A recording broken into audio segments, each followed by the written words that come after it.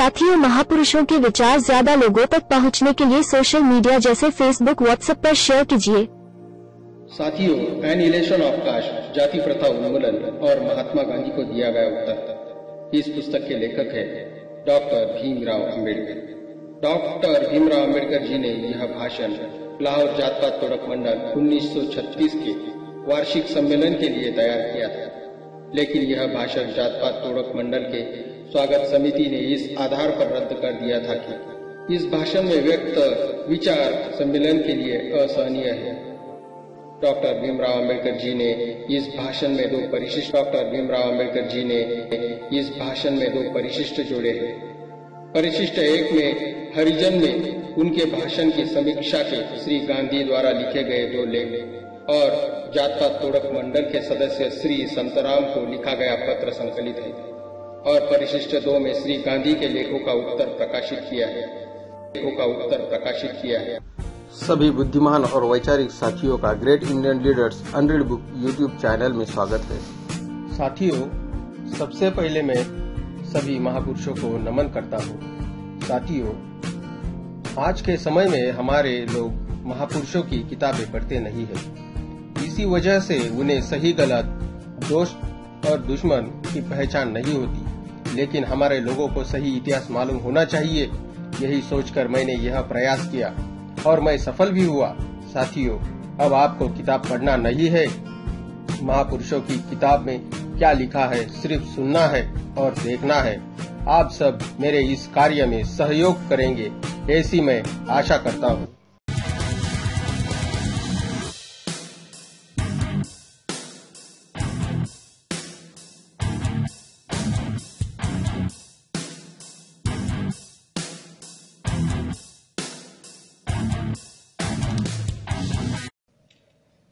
Number 6, जाति प्रथा से आर्थिक उन्नति नहीं होती। जाति प्रथा से न तो नस्ल या प्रजाति में सुधार हुआ है और न ही होगा, लेकिन इससे एक बात आवश्यक सिद्ध हुई है कि इससे हिंदू समाज पूरी तरह छिन्न भिन्न और हताश हो गया है। सबसे पहले हमें यह महत्वपूर्ण तथ्य समझना होगा कि हिंदू समाज एक मिथक मात्र है। हिंदू नाम स्वयं विदेशी नाम है। मुगलों के शासन काल में ब्राह्मणों को मुगलों द्वारा दी गई गाली थी ताकि वे उन्हें अपने से अलग कर सके। मुसलमानों के भारत पर आक्रमण से पहले लिखे गए किसी भी संस्कृत ग्रंथ में इस नाम का उल्लेख नहीं मिलता। उन्हें अपने लिए किसी समान नाम की जरूरत महसूस नहीं हुई थी, क्योंकि उन्हें ऐसा नहीं लगता था कि वे किसी विशेष समुदाय के हैं। वस्तुतः हिंदू समाज नामक कोई वस्तु है ही नहीं, यह अनेक जातियों का समवेत रूप है। प्रत्येक जाति अपने अस्तित्व से परिचित है, वह अपने सभी समुदायों में व्याप्त है और सबको स्वयं में समाविष्ट किए हुए है, और इसी में उसका अस्तित्व है। जातियों का कोई मिला जुला संघ भी नहीं है। किसी भी जाति को यह महसूस नहीं होता कि वह अन्य जातियों से जुड़ी हुई है, कि सिर्फ उस समय को छोड़कर जब हिंदू मुसलमान दंगे होते हैं। अन्य सभी अवसरों पर तो प्रत्येक जाति यह कोशिश करती है कि वह अपनी अलग सत्ता को ठीक से बनाए रखे और दूसरों से स्पष्ट रूप से अलग रहे। प्रत्येक जाति अपनों में खान पान और शादी ब्याह का संबंध रखती है, यहाँ तक कि हर जाति अपना अलग पहनावा तक निश्चित करती है। इस बात से अलग दूसरा कारण क्या हो सकता है कि भारत के नर नारी असंख्य किस्मों के कपड़े परिधान करते हैं, जो कि पर्यटकों के लिए हैरानी का कारण है। दरअसल हर आदर्श हिंदू उस चूहे की तरह है जो अपने ही बिल में घुसा रहता है और दूसरों के संपर्क में नहीं आना चाहता। हिंदुओं में उस चेतना का सर्वथा अभाव है जिसे सामाजिक विज्ञानी समग्र वर्ग की चेतना कहते हैं। उनकी चेतना समस्त वर्ग से संबंधित नहीं है।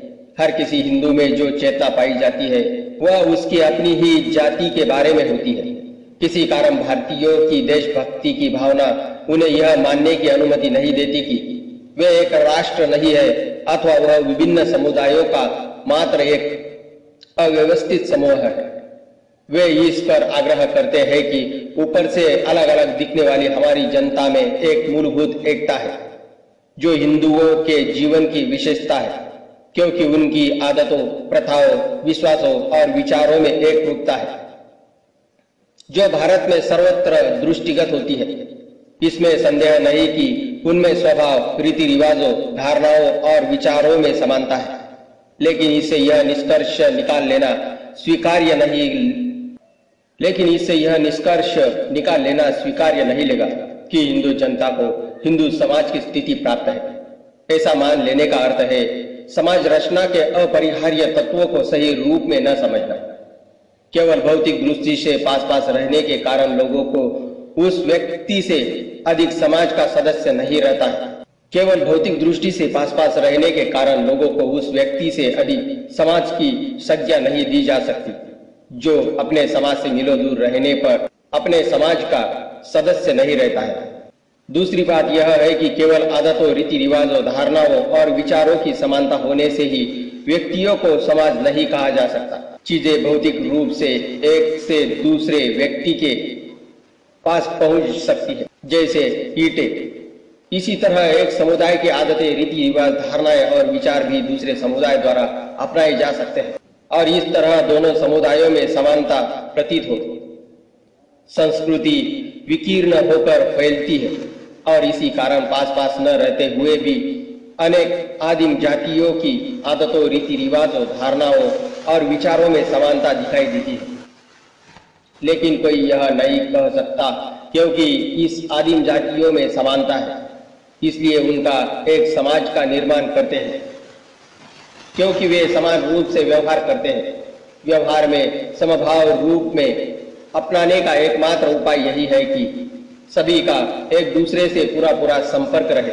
इसी बात को दूसरे ढंग से कह सकते हैं कि समाज आपसी संपर्क और आपसी संवाद को सतत जारी रखकर ही अपने अस्तित्व को बनाए रखता है। मूर्त रूप से कहा जाए तो सिर्फ यही काफी नहीं है कि सभी लोग वैसे ही आचरण करें, तो भी उन्हें उसी समाज का अंग नहीं माना जा सकता। यह इससे सिद्ध होता है कि हिंदुओं की विभिन्न जातियों के लोग एक से ही त्योहार मानते हैं, लेकिन अलग अलग जातियों द्वारा उन्हीं त्योहारों के मनाए जाते रहने के बावजूद वे एक समाज में नहीं बन पाए। इसके लिए यह अनिवार्य है कि सभी लोग किसी सामूहिक कार्य में इस प्रकार मिलजुल कर बराबरी से हिस्सा ले या भागीदारी करें कि उन सभी में भी वे ही भाव हो जिनसे शेष अन्य के लोग अनुप्रमाणित होते हैं। लोगों को चीज आपस में एक सूत्र में बांधती है और उन्हें एक समाज में पूरी तरह शामिल करती है। वह यह है कि हर एक व्यक्ति को सामाजिक गतिविधियों में इस तरह हिस्सेदार या भागीदार बनाया जाए ताकि उसकी सफलता में उसे स्वयं अपनी सफलता और उनकी विफलता में अपनी विफलता दिखाई दे।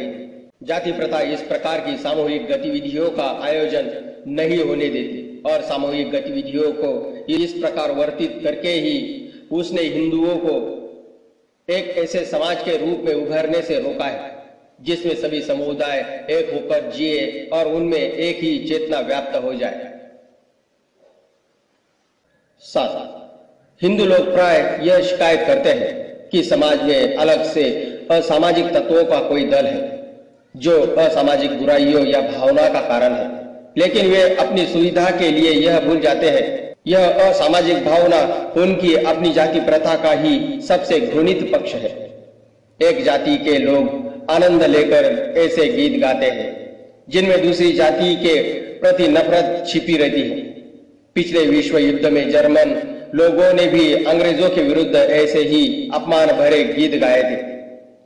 हिंदुओं के साहित्य में जाति विशेषों के उद्गम के संबंध में ऐसे अनेक गीत आदि हैं जिनमें एक जाति को सर्वोच्च और दूसरी को निंदा का पात्र बनाने की प्रयास किया गया है। ऐसे साहित्य का एक घृणित नमूना सह्याद्री खंड है। यह असामाजिक भावना जाति तक ही सीमित नहीं है, इसकी जड़ें और भी गहरी है और इनसे उपजातियों के आपसी संबंधों को भी विकृत कर दिया है।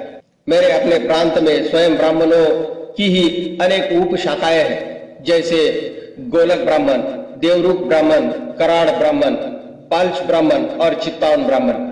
लेकिन इनमें परस्पर जो असामाजिकता की भावना है वह इतनी ही अधिक एवं उतनी ही उग्र है जैसे कि ब्राह्मणों और अन्य गैर ब्राह्मण जातियों के बीच में है।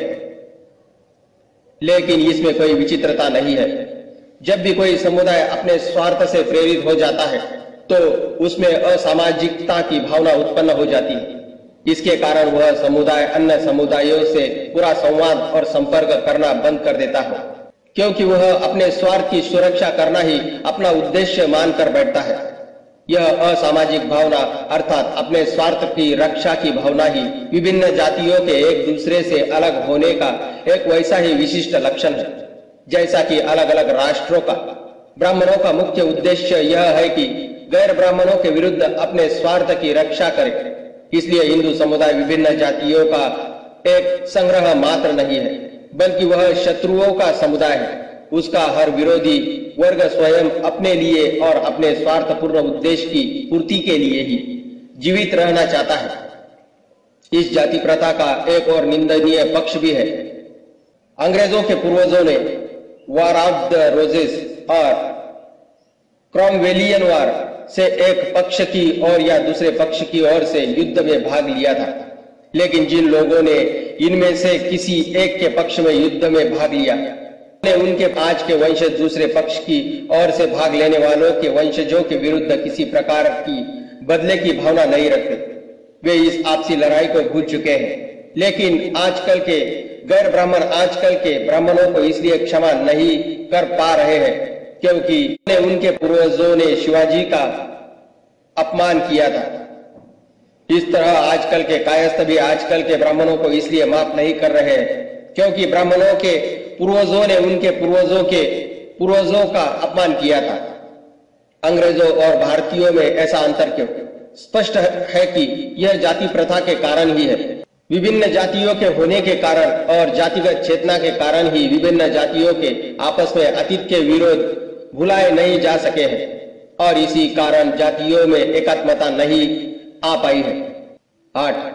देश की विभिन्न असम्मिलित क्षेत्रों और अंशतः सम्मिलित क्षेत्रों के बारे में आजकल जो चर्चा चल रही है उससे भारत के मूल जनजातियों की स्थिति पर लोगों का ध्यान गया है।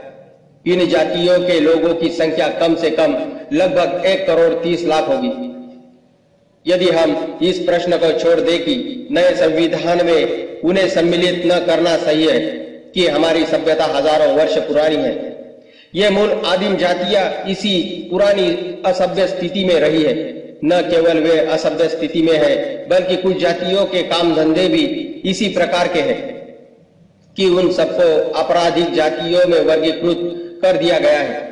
इसी तरह हमारी आज भी भरी पूरी सभ्यता की अवस्था में भी 1,30,00,000 आदमी अभी भी जंगलियों की तरह रह रहे हैं और वंश परंपरागत अपराधियों का जीवन बिता रहे हैं। लेकिन हिंदुओं को इससे कभी कोई शर्म महसूस नहीं हुई। मैं समझता हूं कि यह एक ऐसी घटना है जो अन्यत्र कहीं नहीं है। शर्मनाक स्थिति का क्या कारण है? इन आदिम जातियों को सभ्य बनाने का और उन्हें सम्मानजनक ढंग से जीविका दिलाने का प्रयास क्यों नहीं किया गया? हिंदू लोग उनकी इस बर्बर अवस्था का यह कारण बताएंगे कि वे जन्म से ही जंगली हैं।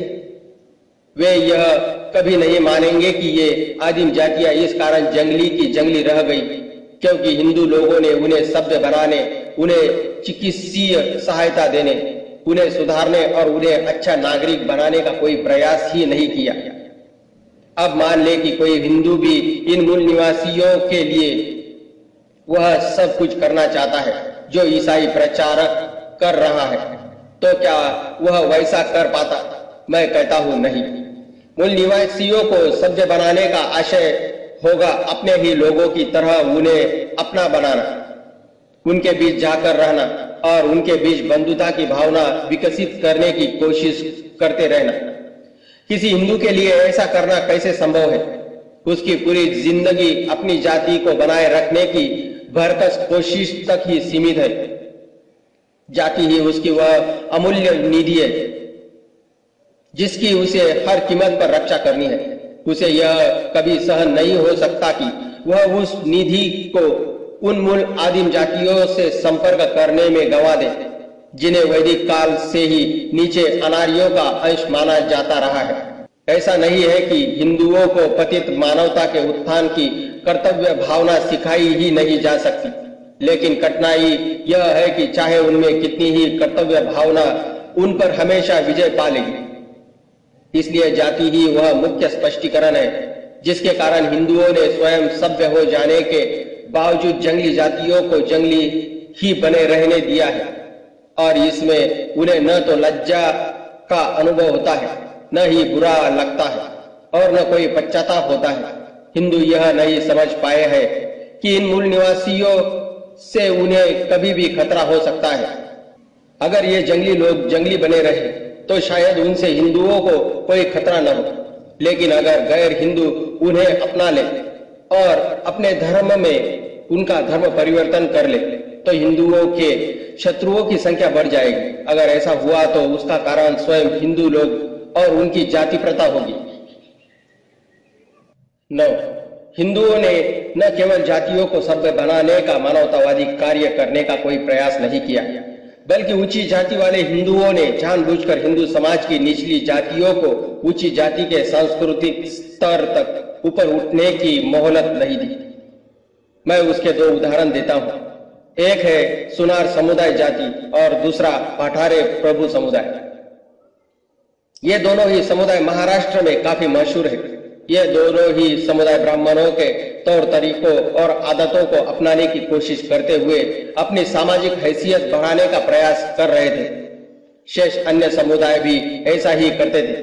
सुनार लोग अपने को दैवज्ञ ब्राह्मण बताते थे और धोती को दोहरी करके पहनते थे तथा नमस्कार कहकर अभिवादन करते थे। धोती को पहनने का ढंग और नमस्कार करना ये दोनों ही ब्राह्मणों के खास रिवाज थे। ब्राह्मणों ने उनकी इस नकल को पसंद नहीं किया और न ही सुनारों के ब्राह्मणों वाले तौर तरीके अपनाने के प्रयास बंद कराने में सफलता प्राप्त कर ली। उन्होंने बंबई स्थित ईस्ट इंडिया कंपनी परिषद के अध्यक्ष से सुनारों के विरुद्ध निषेधाज्ञा भी जारी करवा दी। पाठारे प्रभु समुदाय में किसी समय विधवाओं के पुनर्विवाह की प्रथा थी, लेकिन उस जाति के कुछ लोग विधवाओं के पुनर्विवाह की प्रथा को कुछ समय के बाद सामाजिक पिछड़ेपन का प्रतीक मानने लगे, जिसका खास कारण यह था कि यह ब्राह्मणों में प्रचलित प्रथा के प्रतिकूल थी। इसलिए पाठारे प्रभु समुदाय के कुछ लोगों ने अपने समुदाय का स्तर ऊंचा करने के लिए अपनी जाति में प्रचलित विधवा विवाह प्रथा को रोकने का प्रयत्न किया। पूरा समुदाय 2 खेमों में बढ़ गया, एक पुनर्विवाह के पक्ष में और दूसरा विपक्ष में। पेशवा ने उन लोगों का पक्ष लिया जो विधवाओं के पुनर्विवाह के पक्ष में थे, और इस तरह उन्होंने पाठारे प्रभु समुदाय को ब्राह्मणों के तौर तरीके अपनाने से रोक दिया। हिंदू लोग मुसलमानों की इसलिए आलोचना करते हैं कि उन्होंने तलवार के बल पर अपना धर्म फैलाया। वे ईसाई धर्म का भी इसलिए उपहास करते हैं कि वे धर्म न्यायाधिकरण के आदेश से काम करते हैं, लेकिन यदि सच पूछा जाए तो हमारे आदर का अधिक पात्र कौन है? वे मुसलमान या ईसाई जो बलपूर्वक अनिच्छुक व्यक्तियों को वह सब करने के लिए विवश कर देते हैं जिसे वे उनकी मुक्ति के लिए आवश्यक समझते हैं, अथवा वे हिंदू जो ज्ञान का प्रकाश फैलाने नहीं देते, जो दूसरे को अंधेरे में रखने की कोशिश करते रहते हैं, जो अपने बौद्धिक और सामाजिक दायरे को उन लोगों के साथ मिल बांटना नहीं चाहते, जो उस समुदाय को अंगीकृत करने के लिए पूरी तरह तैयार और इच्छुक है। मुझे यह कहने में कोई संकोच नहीं है कि अगर मुसलमानों को क्रूर माना जाए तो हिंदुओं को भी निकृष्ट माना जाना चाहिए, और निकृष्टता क्रूरता से भी अधिक निंदनीय है। 10. हिंदू धर्म प्रचार मूलक धर्म था या नहीं, यह विवादास्पद है। कुछ लोगों का विचार है कि यह प्रचार मूलक धर्म कभी नहीं रहा। दूसरों की यह मान्यता है कि यह प्रचार मूलक था, तथापि यह स्वीकार करना ही होगा कि किसी समय यह प्रचार मूलक अवश्य रहा होगा, क्योंकि यह अगर ऐसा न होता तो उसका प्रचार पूरे भारत में सर्वत्र न हो पाता। यह तथ्य भी अवश्य स्वीकार करना होगा कि आज यह प्रचार मूलक नहीं रह पाया है। इसलिए सवाल यह नहीं है कि हिंदू धर्म प्रचार मूलक धर्म था या नहीं, असली सवाल यह है कि हिंदू धर्म प्रचार मूलक क्यों नहीं रह पाया। मेरे पास इसका यह जवाब है कि हिंदू धर्म तब से प्रचार मूलक धर्म नहीं रह गया जब से हिंदुओं में जाति प्रथा का उद्गम हुआ, जाति प्रथा धर्म परिवर्तन नहीं होने देती। धर्म परिवर्तन में सिर्फ यही समस्या नहीं होती कि नई धारणाएं और नए सिद्धांत अपना लिए जाए, बल्कि दूसरी और सबसे बड़ी समस्या इसमें यह पैदा होती है कि धर्म परिवर्तन व्यक्ति को किस जाति में स्वीकार किया जाए। जो भी हिंदू अन्य धर्मियों को अपने धर्म में शामिल करना चाहता है, उसे यह समस्या अनिवार्य रूप से झेलनी पड़ती है। किसी क्लब की सदस्यता तो सबके लिए समान रूप से खुली रहती है, किंतु किसी जाति विशेष की सदस्यता हर ऐसे गैर के लिए नहीं खुली रहती। जाति का नियम ही यह है कि उसकी सदस्यता उसी जाति में उत्पन्न व्यक्ति को प्राप्त होती है। जातियां स्वयं शासित होती है। किसी को कहीं भी यह अधिकार नहीं है कि किसी जाति को किसी बात के लिए विवश कर कि वह अपने सामाजिक जीवन में किसी नव आगंतुक को स्वीकार कर ले। हिंदू समाज अनेक जातियों का समूह है, और क्योंकि हर एक जाति एक बंद निगमित संस्था की तरह है, इसलिए धर्म परिवर्तित व्यक्ति के लिए किसी भी जाति में कहीं कोई स्थान नहीं है। इस प्रकार इस जाति प्रथा ने ही हिंदुओं को हिंदू धर्म फैलाने से रोका और अन्य धार्मिक समुदायों को इसमें लीन होने से रोका। अंततः जब तक जाति प्रथा रहेगी, हिंदू धर्म को प्रचारात्मक धर्म नहीं बनाया जा सकता और शुद्धि न केवल मूर्खता होगी बल्कि निरर्थक भी होगी। 11. हिंदू समुदाय जिन कारणों से शुद्धि करने में असमर्थ है, उन्हीं कारणों से उनका संगठन भी असंभव है। संगठन का मूल आधार यह है कि हिंदुओं के मन से उस कायरता और बुजदिली को हटा दिया जाए जिसके कारण वह मुसलमानों और सिखों से अलग हो जाते हैं, तथा अपनी रक्षा के लिए वीरता के स्थान पर चालाकी और धोखेबाजी के घटिया तरीका अपनाते हैं। एक स्वाभाविक प्रश्न है कि सिख या मुसलमान को यह शक्ति कहां से प्राप्त होती है जिससे वह बहादुर और निडर बन जाता है। मेरा विश्वास है कि यह इसलिए नहीं है कि उनके शरीर में अपेक्षाकृत अधिक शक्ति होती है, या उनकी खुराक अधिक अच्छी है, या वे अधिक व्यायाम करते हैं। यह शक्ति उनमें मन में उत्पन्न भावना के कारण है कि अगर किसी सिख पर खतरा होगा तो सारे सिख उनके बचाव के लिए दौड़े आएंगे, और यदि मुसलमान पर हमला हुआ तो सारे मुसलमान उसकी मदद को आएंगे। हिंदू के पास ऐसी शक्ति नहीं है। उसके मन में यह विश्वास नहीं है कि शेष हिंदू उसके बचाव के लिए आएंगे। अकेले होने और भाग्य से अकेले रहने के इस एहसास के कारण वह शक्तिहीन रहता है। उसके मन में बुजदिली और कायरता घर कर जाती है, और लड़ाई होने पर तो वह आत्मसमर्पण कर देता है या भाग जाता है। दूसरी ओर सिख या मुसलमान निडर होकर लड़ता रहता है, क्योंकि उसे पता है कि अकेला होने के बावजूद वह अकेला नहीं रहेगा। उनके मन में इस विश्वास का होना उसे लड़ते रहने में सहायक होता है, और दूसरे में इस विश्वास का अभाव पराजय स्वीकार करने की स्थिति पैदा कर देता है। यदि इस विषय का और आगे अध्ययन किया जाए और यह पता लगाया जाए कि सिखों और मुसलमानों में इस आत्मविश्वास का क्या कारण है, और हिंदुओं में मदद और बचाव के विषय में इतनी निराशा क्यों भरी हुई है, तो आपको ज्ञात हो कि इसका कारण उनके अपने रहन सहन के तौर तरीके में अंतर है। एक और सिखों और मुसलमानों के आपसी रहन सहन का तरीका उनमें भाईचारे की भावना पैदा करता है। दूसरी ओर हिंदुओं के आपसी रहन सहन के तौर तरीके इस भावना को पैदा होने नहीं देते। सिखों और मुसलमानों में एकता का वह सामाजिक तत्व है जो उन्हें भाई भाई बनाता है। हिंदुओं में एकता का ऐसा कोई तत्व नहीं है, और कोई भी हिंदू दूसरे हिंदू को अपना भाई नहीं मानता। इससे स्पष्ट हो जाता है कि सिख लोग ऐसा क्यों कहते और सोचते हैं कि एक सिख या एक खालसा 1.25 लाख आदमियों के बराबर होता है। इससे यह भी स्पष्ट होता है कि एक मुसलमान हिंदुओं की भीड़ के बराबर क्यों है। निस्संदेह यह अंतर हिंदुओं की जाति प्रथा के कारण है। जब तक जाति प्रथा रहेगी, हिंदुओं में संगठन नाम की कोई बात नहीं रहेगी, और जब तक उनमें संगठन नहीं होगा, हिंदू कमजोर और डरपोक रहेंगे। हिंदू कहते हैं कि उनकी कौम बड़ी सहनशील है। मेरे मत से यह बात सही नहीं है।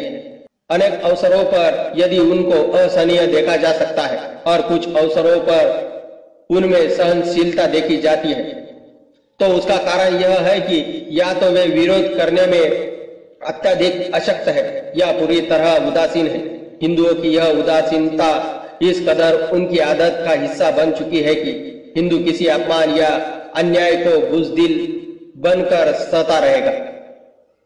मेरिस के शब्दों में उनमें यह दिखाई देता है कि बड़े लोग छोटे लोगों को कुचल रहे हैं, ताकतवर लोग कमजोरों को मार रहे हैं, क्रूर लोग निडर होकर विचरण कर रहे हैं, दयालु लोग साहस न होने के कारण चुप है और श्रीमान लोग लापरवाह है। हिंदू देवता भी धैर्यवान और सहिष्णु है, इसलिए अन्याय और उत्पीड़न के शिकार हुए हिंदुओं की दयनीय स्थिति की कल्पना करना असंभव नहीं है। उदासीनता किसी समुदाय को लगने वाली सबसे घातक बीमारी है। हिंदू परस्पर इतने उदासीन क्यों है? मेरे विचार से यह उदासीनता जाति प्रथा के कारण है और इसके कारण किसी अच्छे काम के लिए भी उनमें संगठन और सहयोग होना असंभव हो गया है।